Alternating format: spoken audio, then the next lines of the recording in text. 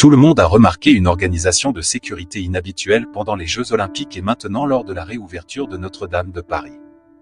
Vous vous souvenez des barricades, des tensions et des barrières érigées?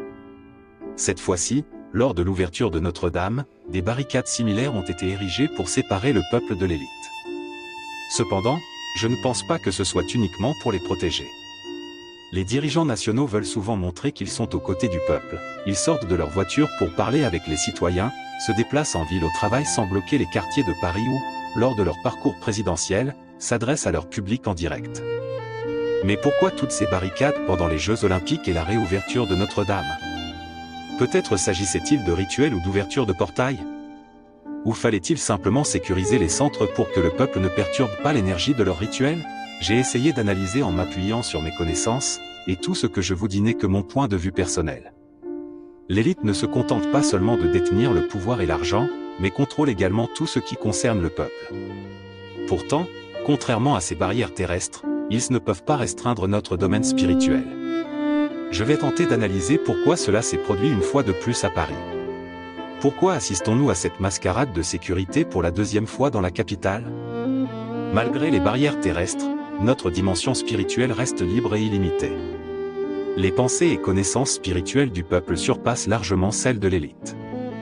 La répétition des sécurités et barricades historiques suggère une tentative de contrôle, mais la véritable force réside dans la conscience collective et spirituelle de nous tous.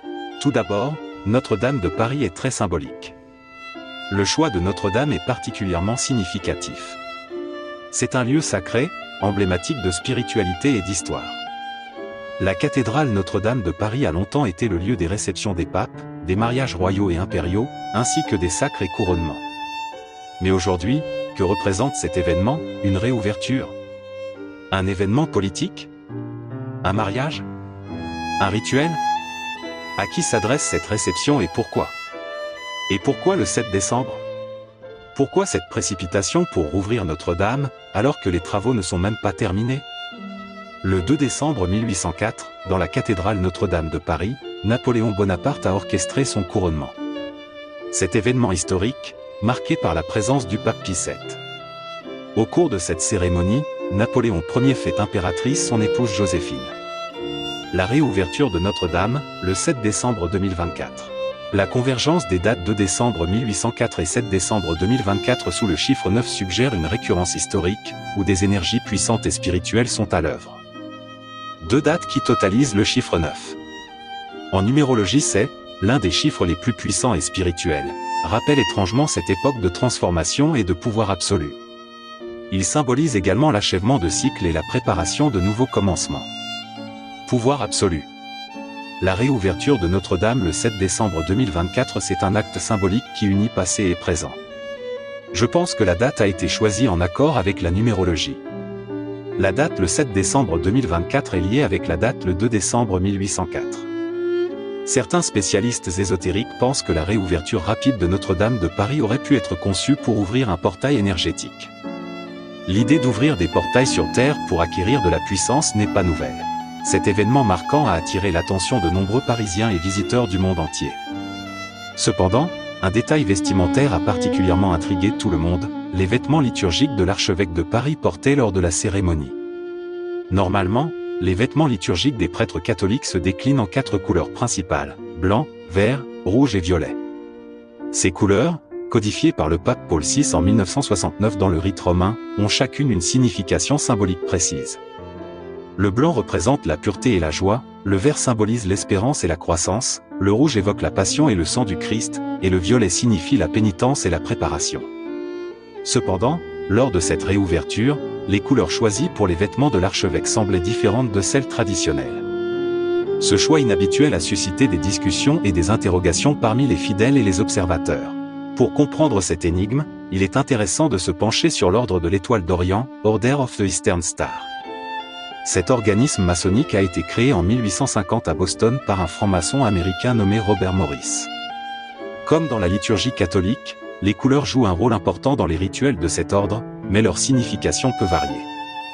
Cette coïncidence des couleurs entre les vêtements de l'archevêque et ceux de l'ordre de l'Étoile d'Orient a conduit à une question intrigante, les couleurs des vêtements de l'archevêque de Paris lors de la réouverture de la cathédrale ont-elles plus de commun avec les vêtements liturgiques des prêtres catholiques ou avec ceux de l'ordre de l'Étoile d'Orient?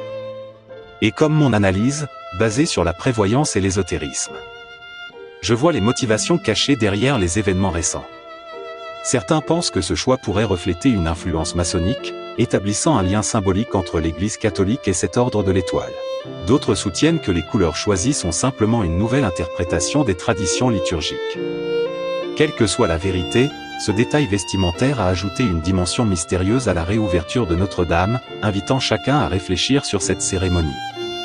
Et n'oublions pas que le pape François n'est pas venu 7 fois à Paris, témoignant ainsi de sa sagesse supérieure à la nôtre. De même, les rituels sont des actions symboliques utilisées dans diverses traditions spirituelles et religieuses pour marquer des transitions, invoquer des énergies spécifiques ou renforcer des intentions personnelles. Pour canaliser l'énergie nécessaire à ces rituels, un espace sacré est indispensable. Les symboles et les éléments jouent des rôles cruciaux, tout comme le respect des traditions et la sécurité mentale et émotionnelle des participants. Tous ces aspects contribuent à l'efficacité d'un rituel. Personnellement, je pense que la réouverture de Notre-Dame était un rituel organisé, mais pas assez bien et correctement réalisé. Le trajet pour accéder à Notre-Dame aurait dû être différent, en passant par un autre pont ou une autre rue, comme le faisaient les rois de France. Ce n'était pas fait, ce qui signifie que le rituel n'était pas accompli parfaitement. Et heureusement pour nous tous. La guerre que Napoléon a menée après son couronnement, ainsi que son énergie impériale, son pouvoir et sa gloire, ne se transmettront pas à une autre personne organisatrice de cet événement. Rien ne seront transmis à quiconque, malgré toutes ces rituels et tentatives d'ouverture de portail. Peu importe ce que l'on souhaite, tout a échoué. Au contraire, le réveil de toutes ces énergies avec des ambitions de pouvoir peut mal tourner contre les participants et les organisateurs. Ainsi, merci au ciel que nous, le peuple, soyons éloignés de tout cela et que nous ne soyons pas autorisés à être à proximité.